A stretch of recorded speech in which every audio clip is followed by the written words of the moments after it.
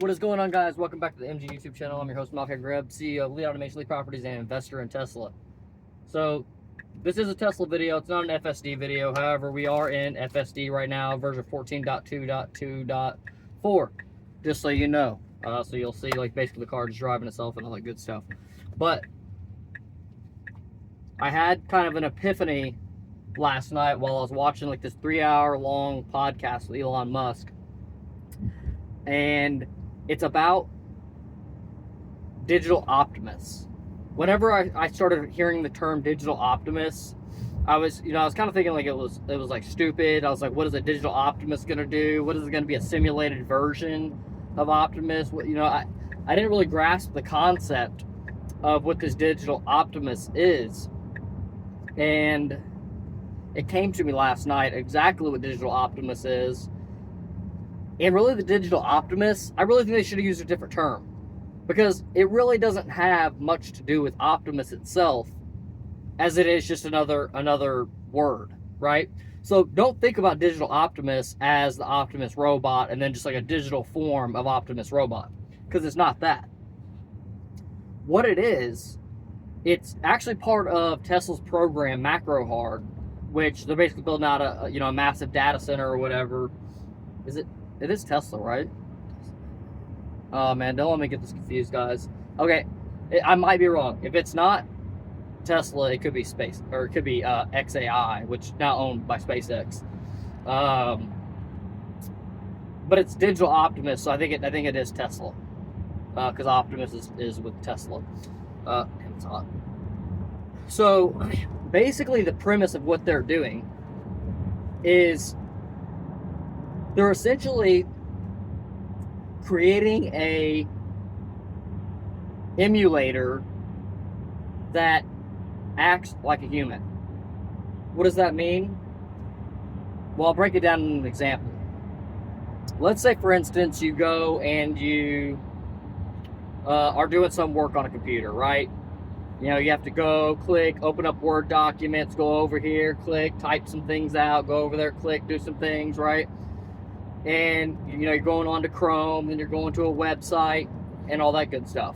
Now, one of the things that AI, for example, Grok or Gemini or any of the AI models, it actually does a really good job right now for like a web crawler, aka going and searching the internet, and then also being able to provide you back links and stuff like that. I actually use this a lot with like our properties companies, where like say for instance, there's like some like residential piece of hardware that we need, and it's like dated from like the 80s, or it's just not a common standard.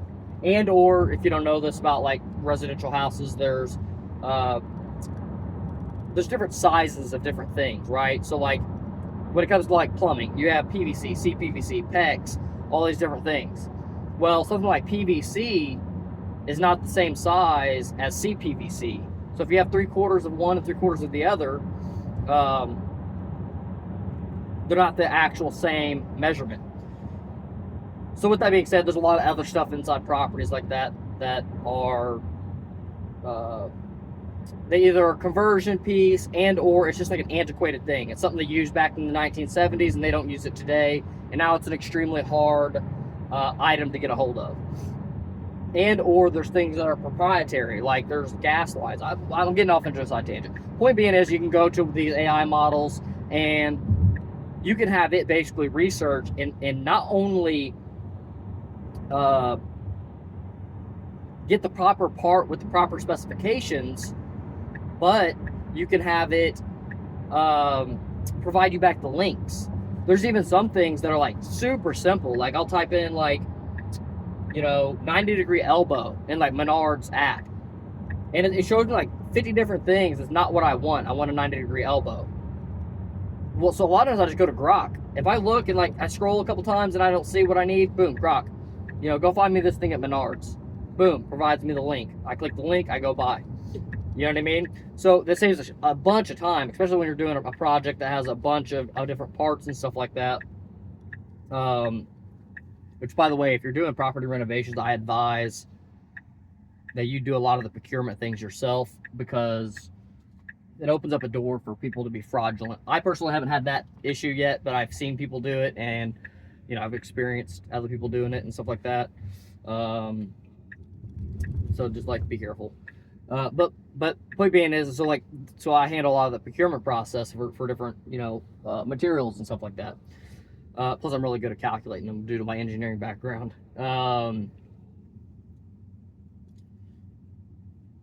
So taking that same example of going and crawling on the web to get that link, right? Super useful in that scenario. Now, where it lacks is it can't do anything else for me. Like, it can't, like let's say, for instance, I've said, hey, put this into a Word document for me, or hey, build out an Excel spreadsheet that puts all these things in it. It doesn't really have that capability. Now, Gemini with Google Workspace, I really like Gemini for the fact that they have the workspace ecosystem, and they've already been working on it for like a couple of years now, like integrating Gemini into the different workspaces. So like when you have Gemini do something, it'll spit you out like basically a table. Grok can do some of the same things as well, but the way Gemini does it, it's like it actually spits you out like almost like a Google Sheet export that you can literally like download and upload it as a Google Sheet. But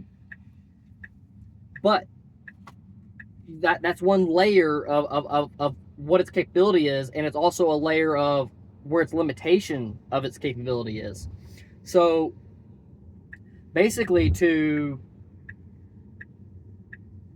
Macro Hard has taken things to the next step, right? So let's say, for instance, you wanted to take that same process and you wanted to just take it to the next level. Like, let's just say, hey, I want you to take that Google Sheet, save it into our properties folder, label it this, do that, blah, blah, blah, right? I know I'm being like super general at this very moment, but I'm kind of drawing a blank on like a really good example.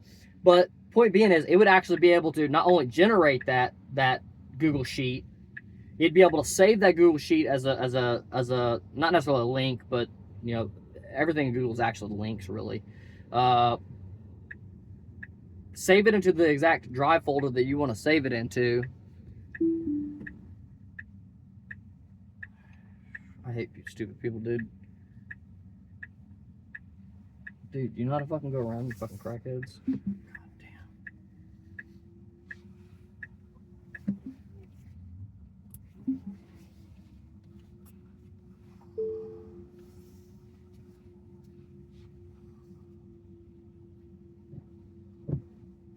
Sorry. People frustrate me, like whenever you got your turn signal on and there's a 2-lane road and they don't get over. Okay, so basically, Macro Hard is not only looking to do something like with Google, or like Gemini has the capability of doing. I think Gemini, which is Google's AI, will get to a point where it's also doing these things, but with Google, they're doing it for Google products, meaning you're going to have more integrations for Drive, you're going to have more for Docs, Sheets, probably PowerPoint, probably everything in their platform, tasks. They're going to definitely create a AI suite that works with those softwares. The major differentiate is that Macro Hard is anticipating to work with all softwares, every and any software on your computer. For example, when it comes to like our automation company, and let's say, for instance, some of the engineering that goes on in that, we have PLC programming that uses a software called Studio 5000. We have robot programming, which is in RoboGuide. There's a RoboGuide software, which is a simulated robot software for FANUC robots. You have, your SolidWorks for mechanical engineering. And Macro Hard is essentially trying to get to a point where it can examine that screen feedback and then do the outputs of the things, right? Hey, I need you to build me a shape that's this size, this big, blah, blah, blah, be able to talk to it. I do think mechanical engineering is going to be one of the hardest things to tackle. I think programming will be a lot easier to tackle than programming would be a lot easier to tackle than mechanical engineering, because mechanical engineering, you're taking a visual concept, having to communicate it through words or text, and then it's having to output that image. Now, if you can do like how you can with like Grok and talk to it and say, hey, this is what I want you to do. This is this is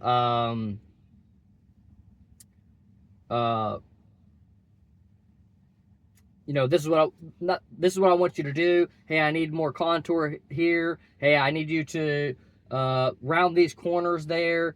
Okay, rotate the part. And it's kind of like almost like you're talking to it, and it's visually doing all the things that you want it to do. All right, give me an aerial view of the part. Okay, give me a left side view of the part, or top down view of the part. You could just talk to it, and it can just do those things. Now, somebody who's very proficient in like mechanical engineering, that'll be something that's like fairly easy to them. I don't come from a mechanical engineering background. I can concept, automation systems and all that really well, because I understand constraints and all those good things.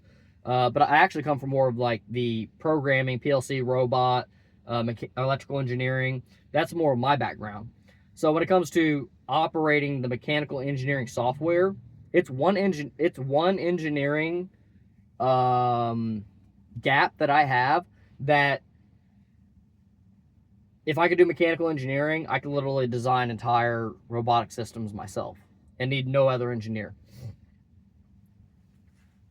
So, like, point being is like somebody like myself who understands all the constraints, the importance of controlling the part, the importance of like work holdings and clearances and all these good stuff, right? It will give somebody like me now the capability to basically have another like mechanical engineer by my side. And so essentially Macro Heart is going to go and do these same things with every other software. Not only will it be able to help me with like PLC code and robot code, I mean, we're probably getting to a point within the next couple of years that you're going to be able to write PLC code, robot code, in literally simple language. Like, you're getting to a point now where you can even have an AI, especially write like robot code or structured text code for a PLC. Ladder logic is a little bit more challenging because it's programmed more with like symbols. I think there's a workaround around it. I haven't personally done it myself, but my point is that it's going to be able to, take whatever took us a month to engineer, mechanical, PLC, robot, electrical, and be able to potentially consolidate it down into a day. Right, go in there and I write out a whole prompt, say, hey, here's the system, here's what it needs to do. Maybe even load in a part model, like a 3D model of the part that we need to handle. Potentially, if it's coming off of some other machine, load in the model of that machine there, and then from there, give the AI prompt, tell it exactly all the things that it needs, whether you're texting it out or whether you're just talking to it. Say, hey, I'm gonna need the PLC code for this, the robot code for this, the mechanical engineering, blah blah blah, right? Tell it the robot brand that it's gonna be using, PLC brand that it's gonna be using, and then it's just gonna generate all the different outputs. Here's the conveyor. Here's the robot that we need to use for this project. Here's the da da da da da da, right? And so it's going to basically be able to spit all this out. And this is one of the main powers with AI. It's not one of the main powers with AI. It is a major advantage of AI, is the fact that AI is acting as like a supercomputer, meaning if I wanted to try to run this same process directly on my computer, if, let's just say, for instance, I had the hardware to do so, it would probably take a month of processing time for it to output the all the engineering data. and especially the mechanical engineering data. Mechanical engineering data is one of the heaviest data forms. I think it could spit out the PLC code, robot code, just like that. That would be pretty quick. The mechanical engineering side of things will take so much compute power that it's probably the equivalent of like 1,000 computers. Just because, a mechanical engineer who really wants to be proficient at their job, they have to have like graphics cards and stuff like that, and they have to be running a high-end computer just to make sure they can engineer efficiently. If not, like the software hangs up, and that's with a human clicking and scrolling and stuff like that. And if Macro Hard does the clicking and the scrolling similar to a human, however, it can do it 10 times faster, because humans, we have to physically move the mouse. We have to physically type the keys. Whereas if it needs to type something out, it just goes and it spits out paragraphs in like milliseconds. So if it's having its own internal dialogue, even our own human internal dialogues, unless something comes to us as an image in our mind, our verbal dialogue is still about the same speed as our speaking dialogue. Therefore, if we're having like a communicative thought in our head, like, okay, if I did this, if I did that, if I did blah, blah, blah, that's a slow process. Whereas with the AI, you have a brain that can process so fast, like instantaneously. Again, spitting out paragraphs, something that would take us basically the same rate that it would take us to read it, is the rate at which it can just, it can spit out the entire paragraph in the same time frame that it would take us 5 minutes to read, and literally taking like milliseconds. And so it can have its own internal dialogue, like, hey, no, we need to do like this. No, we need to try that. Hey, da da da. And if you ever use Grok, and this is one of my favorite things about Grok, and some of the AIs have this as well, but it tells you what it's doing right now. Hey, going to the internet. Hey, I think that we're doing this. Hey, I think that we're doing that. And some of the things process so quickly that you can't even read what they're saying, because there's like, no, not that, not that, not that, not that, not that, da da da. Okay, and it's processing on to the to whatever the next thing is. It already has asked the question, made a determination, and moved on to the next thing before like it even basically pops up on the screen. And there's probably a ton of messages that don't even try to populate on the screen because it scrolls through them so quickly. I think that whenever it's doing like more web searches and is really digging and crawling around the internet, then it gives you those feedbacks and tells you what it's searching, and over to the side it tells you what website it's currently searching on. The Macro Hard and this Optimus digital robot is going to be able to do that. Again, it's different than the physical robot. It's nothing really the same. It's more of the equivalent of a virtualized human keyboard situation. And I want to jump real quick also into what makes this so important. And I've kind of already touched on it, but I'm trying to put my epiphany that I'm having in my mind into this video, and it's very hard because it's a vision, basically. I see, and so it's hard to speak. Macro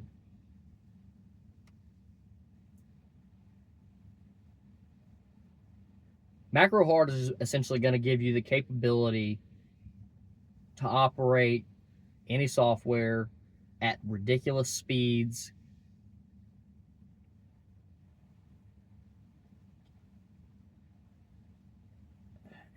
The words just don't match its capabilities. Like, you literally can't put into words how much it's gonna match its capabilities. I mean, because like somebody like myself who's very proficient, and if I have the proper AI tools that can truly function like that, I could probably do like 50 people's work if I had an AI tool like that where I could just talk to the AI. I could probably be doing 50 automation projects in one go and be able to have all the engineering done for those projects in like probably less than 30 days. Just do a project a day. Boom, boom, boom, boom, boom, boom, boom, boom, boom. And maybe maybe there'll be limitations with the macro. I mean, there'll definitely be limitations on the macro hard. It's not going to work perfectly at first, just because it has to learn the nuances of the software. However, one great thing about AI is it can go read every inch of the documentation. This is the software I'm using. Here's the documentation, the commands for everything that I need to do to operate this software, and then boom, it knows it. It basically studied it, got a 4-year degree, not even 4-year degree, like a PhD in SolidWorks in an instance. It's going to know commands. If you knew anything about like mechanical or electrical engineering, like you do commands. Like, for electrical engineering, you might type L enter for line, and then you go click to make a line. Or I think like FU for like fuse, and then boom, it populates a fuse, and you go click it where you want it at.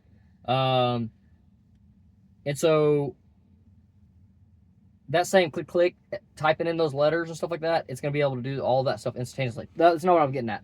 What I was getting at was it's going to know every single command. It's going to know commands that you didn't even know existed. Like if you just took a skilled mechanical engineer who's been doing mechanical engineering for, let's say 10 years or something like that, there'll still be commands that they don't know because they just have their workflow that works for them, right? They're not going into the documentation and researching, daily or something like that until they run into a problem where they can't get through it. Then they'll go into the documentation and research it. Whereas the AI will have basically the documentation in the back of its mind at all points in time, which means there may be a better, more efficient command to do a particular thing. There might be commands that give you more details. Now I'm speaking outside of my expertise, but like, say for instance with mechanical engineering, and I keep using mechanical engineering as an example because it is one of the most complex things. But when it comes to like mechanical engineering, you can basically specify if something's like a solid. You have to specify what material type it is. You have to specify like what grade of material it is. You have to specify like surfaces. And then I'm not sure if this is after the mechanical design. I think this might be like a, what do you call it? A finishing software. Where basically, you basically say what's the finish of this. Should it be polished? Painted? What's the outcome of what we should do with this this material after we make it? So there's a lot of things that you can bake into a 3D model that maybe you wouldn't normally do because I'm just trying to get this done. I just need the bare minimum to get this thing manufactured and machined and get it out the door, right? Because in this line of work, it's always about engineer as fast as possible so we can get the 2D drawings of it so that way we can get it sent over to the machine shop and then get it machined and get it assembled, right? So everything's like, how can we move this faster? How can we move this faster, right? I also think this would be very powerful too with 3D printing, additive manufacturing, because it will give everybody the ability to design and basically anything and everything like, it might be one of those things where in the future, everybody owns a 3D printer. Because like, oh, I broke this thing on my lawnmower. Hey, Grok, make me a new thing for my lawnmower. This is the model of my lawnmower. 3D print you whatever new part that you need, attach it, done.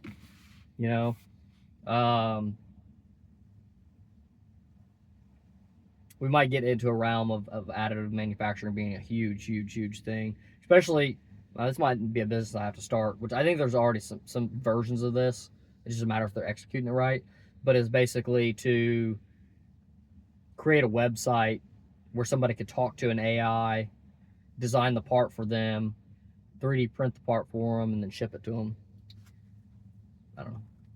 Just an idea. I think there would be huge opportunity in that. But yeah, so I mean this goes for all different softwares. This can work in video editing, photo editing, You know, it's going to have the feedbacks, the visual feedbacks of, you know, of what would be on the screen, you know, and be able to optimize it to a science, right? Because it knows, it can look at like the mathematics of like colors, and it can even run like an AI layer on it to like alter the image if you wanted to. Same as like a filter. You know what I mean? Think about filter. I'm thinking about a light thing, but filters are literally a filter you lay over top, right? Filter doesn't AI process and bake itself in. Like, oh, hey, I got this filter, but actually I need that filter to be a little bit lighter here. I need it to be a little bit darker there. You know, here's the human right here. Let's make them a little bit lighter so that way we're not, you know, masking them too much. And so it's going to be able to process all these different things to like a mathematical science. And so point being is, this is freaking massive. Yeah, I don't know when we're going to have this in our hand. You know, Elon's saying that we'll have the possibility of having it by like end of year. I'll be really curious to see how well it operates, what software limitations it has. Is it going to be able to do things like mechanical engineering? I do think mechanical engineering will become one of the last things. But also in Elon's podcast, he was talking about doing chip design, and doing chip design with like macro hard, or AKA virtual Optimus. And if you can do chip design, that's very equivocal to mechanical design. Because I would assume, I don't know if they're using SolidWorks, or if they're probably using something very, very custom to chip designing, because it's going to have things built into it that are optimized for like testing chips and testing chip performance, like a simulator basically. My point being is, if it can do something like that, and it could also be tailoring the macro hard to work on their internal specific things first, because they're going to get such a boost in efficiency. It's like one of those things where, like, do you sell something like this to the public, or is it such a massive value driver? Does it make sense for us to just fucking own it and then have a million digital employees, digital Optimuses? What if Tesla decided to hoard all the digital Optimuses, and then they literally came in and just took everybody's job, basically became the government? By the way, this is my advice to Tesla. This is my thought on this. Our government's not going to step in really and do this universal income thing whenever AI basically disrupts us. We're probably going to go through depression for some period of time before the government decides what they're going to do to adjust things. I mean, they'll probably print money at that point, but then are they bankrupting our country, or whatever they're going to do? Are they going to apply tax on AI? My advice is, for a company like Tesla, they need to pay a dividend on their investment. Now, most people will say, I don't want Tesla to pay a dividend because I want them to continue their growth plan and their growth strategy and focus primarily on that. I do agree. I am with the fact that they should be deploying most of their money into the next thing, right? My next thing to that is, if we always live for the future, we're not living for the now. And at some point in time, if these technologies are going to be that disruptive, we have to find a way to pay out that amount of money to the people. How do you do that? You dividend to shareholders. Now, that doesn't solve the problem for everybody, but it could invite more people to invest in Tesla. Like I'm going to give you an extreme example that has never been seen before. That, let's say, for instance, Tesla said, I'm just using an extreme example. let's say Tesla hits $500 a share. Then let's say Tesla is going to give out $500 a month for every shareholder.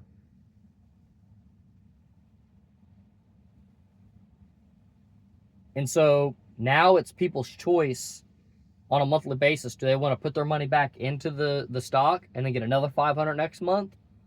Or do they want to, how do they want to go about this, right? Do they want to just keep that money and just make that 500, make that 500, make that 500, make that 500? Why am I using such a freaking crazy example? Because what we're talking about is so crazy. This is what abundance means. Abundance means that there is no limit. Abundance means that we all have enough. And I think Tesla with dividends is one, a good way to support people who have been there for Tesla, have believed in Tesla, or investors in Tesla, help drive the company forward. I think that it's a great reward for them to pay that out to investors and be able to do it at a scale of abundance.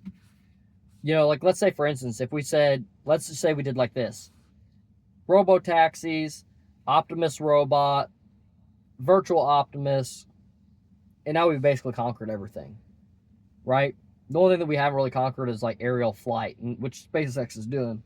But maybe Tesla or SpaceX needs to get into flight, like just normal airplanes, and then just disrupt that industry as well. That way you have like every mode of transportation taken care of. And that way,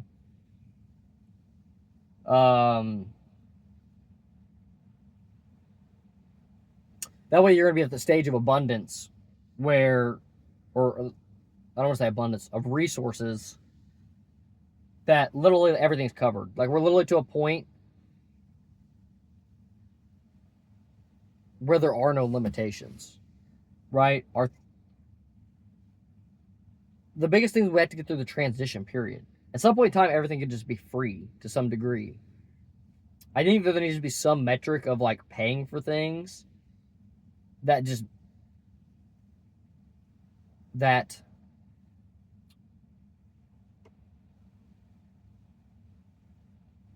let's say rewards people or punishes people for like let's say lack of care, aka my kids are out here jumping on my hood of my car. Well, I guess that's not a good example, but somebody's out here jumping on the hood of their car, denting it all up and stuff like that. No, I ain't worried about it. Let's go get another one. I'll just take this one back and they'll fix it, and I'll go get another one.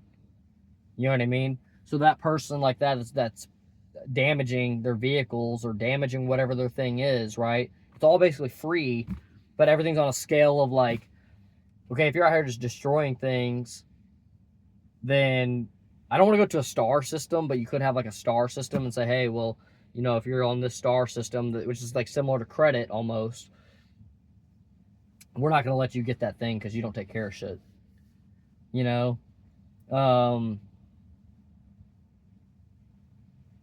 We're gonna have to transition into that at some point in time. If we can actually get to a point where everything's free, and we're going through this period of time too where people are investing in these companies, when it actually happens, that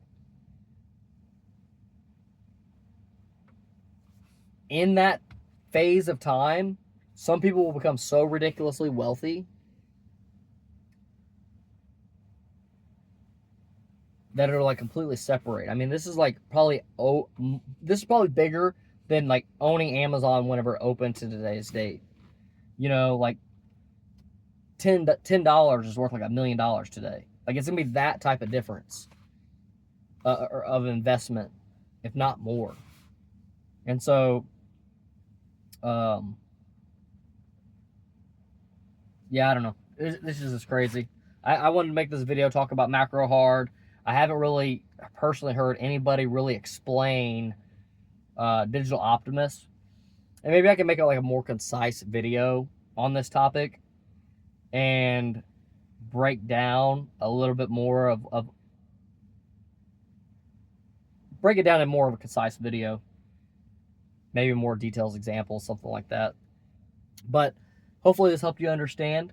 If you enjoy this type of content, smash that like button or subscribe or whatever it is that people do here on YouTube. And I'll catch you in the next one. We talk about investments. We talk about Tesla stock. Talk about business, entrepreneurship. Same thing. Catch y'all. Peace.